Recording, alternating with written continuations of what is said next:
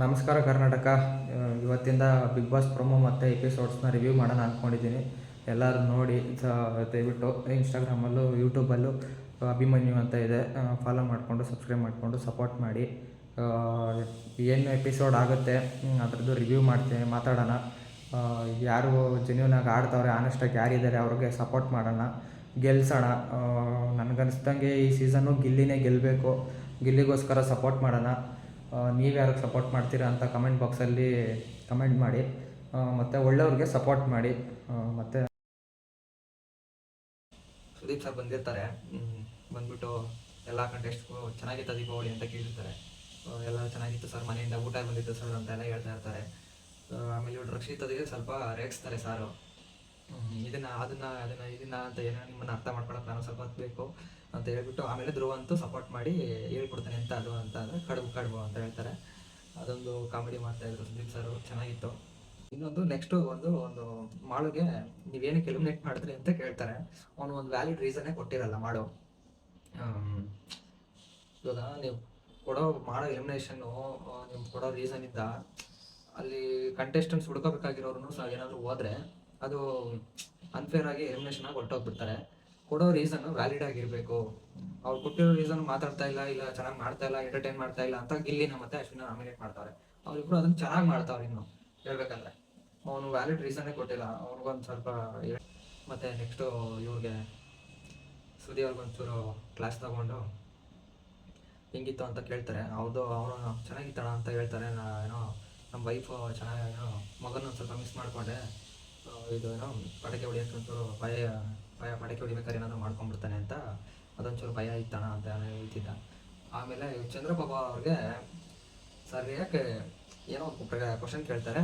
ಅದ ಕ್ವಶನ್ಗೆ ಆನ್ಸರ್ ಹೇಳ್ಕೊಂಡು ಭಯ ಬೀಳ್ತಾವೆ. ಅಶ್ವಿನಿ ಹೆಸರು ಹೇಳ್ಬೇಕಾಗಿದೆ, ಅಶ್ವಿನಿ ಹೆಸರು ತಗೊಳಕ್ಕೂ ಭಯ ಬೀಳ್ತಾವೆ.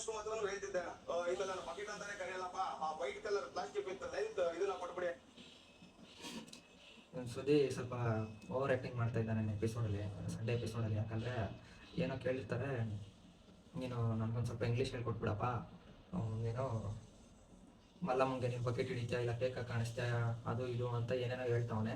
ಅದನ್ನು ಸ್ವಲ್ಪ ಇಂಗ್ಲೀಷಲ್ಲಿ ಎಲ್ಲರ ಮುಂದೆ ತೋರಿಸ್ಕೊಳ್ಳೋಣ ಅಂದ್ಬಿಟ್ಟು ಏನೇನೋ ಹೇಳ್ತಾವನೆ. ಅದ್ರ ಒಂದು ಸ್ವಲ್ಪ ಟ್ರಿಗರ್ ಮಾಡ್ತಾವನೆ.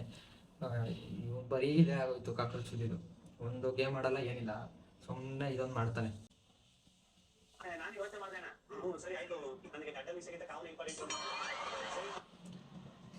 ಇದೆಲ್ಲ ಆದ್ಮೇಲೆ ಪಾಪ ಗಿಲ್ಲಿ ಕಡೆ ಬರ್ತಾರೆ.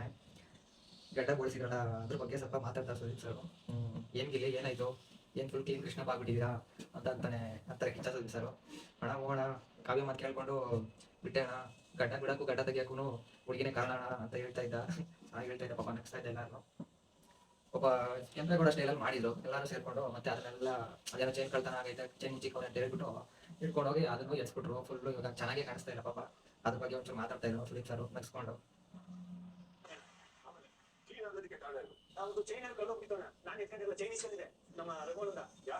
ಇದನ್ನ ಹೇಳ್ಬೇಕಾದ್ರೆ ಯಾರು ಕಳ್ಳನ ಮಕ್ಳು ಕಳ್ತನ ಮಾಡ್ಬಿಟ್ಟಾರೆ ಅಂತ ಕಳ್ಳನ ಮಕ್ಳು ಅಂತ ಅಂದ್ಬಿಡ್ತಾನೆ. ಎಪಿಸೋಡ್ ಫ್ರಂಟಲ್ಲೇ ಎಲ್ಲರ ಮುಂದೆ ಹೇಳ್ಬಿಡ್ತಾನೆ. ಅದಕ್ಕೆ ರಘು ಸ್ವಲ್ಪ ಟ್ರಿಗರ್ ಆಗ್ಬಿಟ್ಟು ನೋಡ್ಕೊಂತೀನಿ ಬಿಡಿ ಅಣ್ಣ ಅಂದ್ಬಿಟ್ಟು ಸುದೀಪ್ ಸರ್ಗೆ ಹೇಳ್ತವ್ರೆ. ಸರ್ ನೋಡ್ಕೊಂತೀನಿ ಬಿಡಿ ಸರ್, ಆಯ್ತು ಎಪಿಸೋಡ್ ಮುಗಿ ಸರ್ ಅಂತ. ಅದಕ್ಕೆ ನಿಮ್ಮ ಕೈಲಿ ಆಗಲ್ಲ ಅಂದ್ಬಿಟ್ಟು ಸುದೀಪ್ ಸರ್ ಹೇಳ್ತಾ ಇದ್ರು. ಮಸ್ತಾಗಿತ್ತು. ಅಲ್ಲೇ ಸುದೀಪ್ ಸರ್ ಮಾತಾಡ್ತಾ ಇದ್ದಾರೆ. ಅಲ್ಲೇ ಸರ್ ನೀವು ಒಂಚೂರು ಪರ್ಮಿಷನ್ ಕೊಡಿ, ತಗೊಂಡೋಗಿ ಸ್ವಿಮ್ಮಿಂಗ್ ಪೂಲ್ಗೆ ಎಸ್ಬಿಡ್ತೀನಿ ಅಂತ ಹೇಳ್ತಾವ್ರೆ. ಅವ್ರು ಚಿಮ್ಮ ರಘು ಅವರು ತಗೊಂಡೋಗಿ ಹಾಕ್ಬಿಡ್ತೀನಿ ಸ್ವಿಮ್ಮಿಂಗ್ ಪೂಲ್ಗೆ. ಸೋಫಾಯಿಂದ ಹೇಳ್ಕೊಂಡೇ ಬಿಟ್ಟವ್ರೆ. ಹೇಳ್ಕೊಂಡು ಒಂದು ಸ್ವಲ್ಪ ಇದು ಮಾಡ್ಕೊಂಡು ಹೋದ್ರು. ಆಮೇಲೆ ಬಿಟ್ಟು ಚೆನ್ನಾಗಿತ್ತು.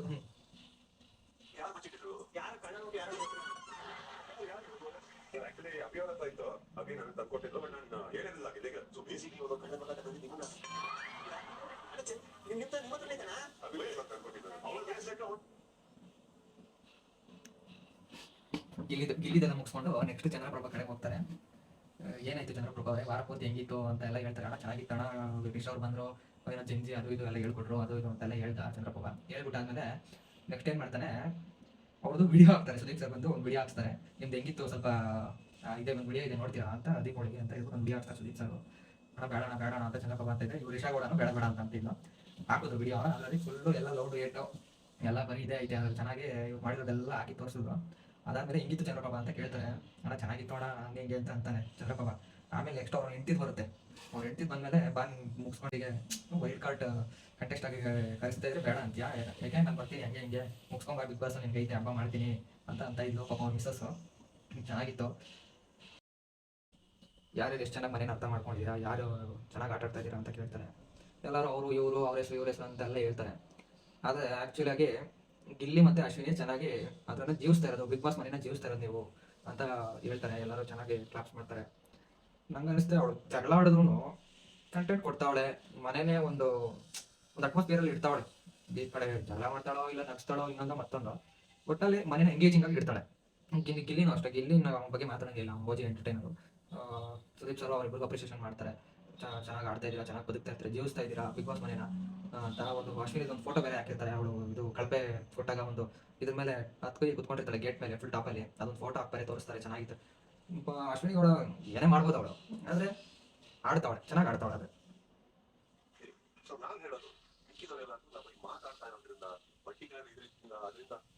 ಬರೀ ಮಾತಾಡಿದ್ರೆ ಇಲ್ಲ ಜಗಳ ಮಾಡಿದ್ರೆ ಕಂಟೆಂಟು, ಇದಕ್ಕಿಂತ ಅದ್ರ ಜೀವಿಸ್ಕೊಂಡು ಹೋಗ್ಬೇಕು. ಅವ್ರಿಗೆ ಸುದೀಪ್ ಸರ್ ಹೇಳ್ತಾರದು ಅದೇನೆ, ಬದುಕ್ತಾ ಹೋಗಿ ಅದ್ ಮನೇನ ಅನುಭವಿಸಿ ಜೀವಿಸ್ರಿ, ಎಲ್ಲಾ ಪ್ಲೇಸು ಶೇರ್ ಮಾಡ್ರಿ ಅಂತ ಹೇಳ್ತಾ ಇದ್ರು ಸುದೀಪ್ ಸರ್. ಇವ್ರ ಪಾಡಿಗೆ ಇವರು ಸ್ವಲ್ಪ ಎತ್ಲಾಂಡಿ ನನ್ನ ಮಕ್ಕಳೆಲ್ಲ ಬಂದವ್ರು ಸ್ವಲ್ಪ ಅವ್ರ ಪಾಡ ಏನು ಬೆಳಗ್ಗೆ ಏನು ಸುಮ್ಮನೆ ತಿನ್ಕೊಂಡು ಉಣ್ಕೊಂಡು ಟಾಸ್ಕ್ ಬಂದ್ರೆ ಆಡ್ಕೊಂಡು, ಇಲ್ಲಾಂದ್ರೆ ಸುಮ್ಮನೆ ಇರ್ತಾರೆ ಇನ್ನೊಂದು ಸ್ವಲ್ಪ ಜನ. ಅದರಲ್ಲಿ ಆಡ್ತಾ ಇರೋದಂದ್ರೆ ಒಂದೊಂದು 4-5 ಜನ ಚೆನ್ನಾಗಿ ಆಡ್ತಾರೆ. ಗಿಲ್ಲಿ ಆಡ್ತಾನೆ, ರಕ್ಷಿತಾ ಚೆನ್ನಾಗಿ ಆಡ್ತಾಳೆ, ಇನ್ನು ಅಶ್ವಿನಿ ಕೂಡ ಮತ್ತೆ ಮಾತಾಡಂಗಿಲ್ಲ, ರಘು ಸರ್ ಪರವಾಗಿಲ್ಲ, ಕಾವ್ಯ, ಇಷ್ಟು ಜನ ಬಿಟ್ಟರೆ ನನಗೆ ಇನ್ನೇನು ಅಷ್ಟೊಂದು ಏನು ಯಾರ ಮೇಲೂ ಅಷ್ಟೊಂದು ಹೈ ಕ್ರಿಯೇಟ್ ಆಗಿಲ್ಲ.